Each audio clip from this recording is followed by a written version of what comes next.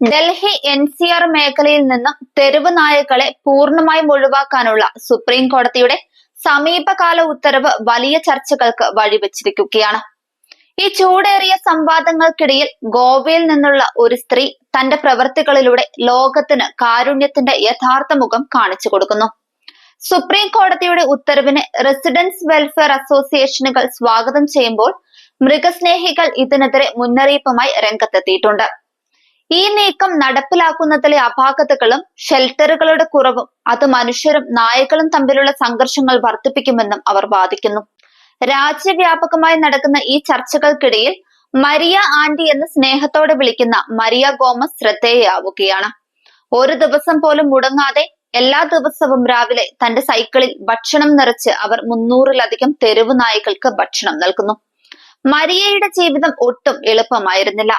ചെറുപ്പത്തിൽ തന്നെ ബാലവേലയ്ക്ക് നിർബന്ധിതയായ അവൾ അതിജീവനത്തിനായി കഠിനാധ്വാനം ചെയ്തു.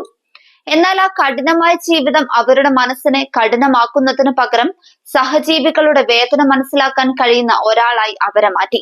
വിശന്നും അവശരുമായി തെരുവിൽ അലഞ്ഞു തിരിയുന്ന നായകളെ ശ്രദ്ധയിൽപ്പെട്ടപ്പോൾ അവർക്ക് മനസ്സിൽ തോന്നിയ ഒരേയൊരു കാര്യം അവരെ സഹായിക്കണം എന്നത് മാത്രമായിരുന്നു.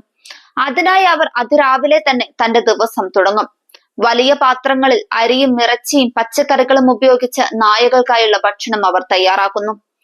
ആഹാരം നിറച്ച പാത്രങ്ങളുമായി തന്റെ സൈക്കിളിൽ ഓരോ സ്ഥലങ്ങളിലേക്കും അവർ യാത്ര ചെയ്യുന്നു. സ്നേഹത്തോടെ വാലാട്ടിയും ആർത്തിയോടെയും നായകൾ അവരെ വരവേൽക്കുന്നു.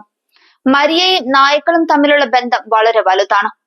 ദൂരെ നിന്ന് തന്നെ അവർ മരിയയെ തിരിച്ചറിയുകയും സന്തോഷത്തോടെ അവളുടെ അടുത്തേക്ക് ഓടിയെത്തുകയും ചെയ്യുന്നു. ചില നായകൾ ഭക്ഷണശേഷം അവരെ വീട്ടിലേക്കുള്ള വഴിയിൽ അനുഗമിക്കുകയും ചെയ്യാറുണ്ട്. തെരുവ് നായകൾ പലപ്പോഴും രാഷ്ട്രീയപരമായ ചർച്ചകളിൽ നിറഞ്ഞു നിൽക്കുന്ന ഒരു രാജ്യത്ത് മരിയയുടെ ഈ പ്രവൃത്തി കാരുണ്യത്തിന് അംഗീകാരമോ തലക്കെട്ടുകളോ നയങ്ങളോ ആവശ്യമില്ലെന്ന് ഓർമ്മിപ്പിക്കുന്നു. അതിനു വേണ്ടത് സ്ഥിരതയും എല്ലാ ദിവസവും കരുതലുള്ള ഒരാളുടെ മനസ്സും മാത്രമാണ്.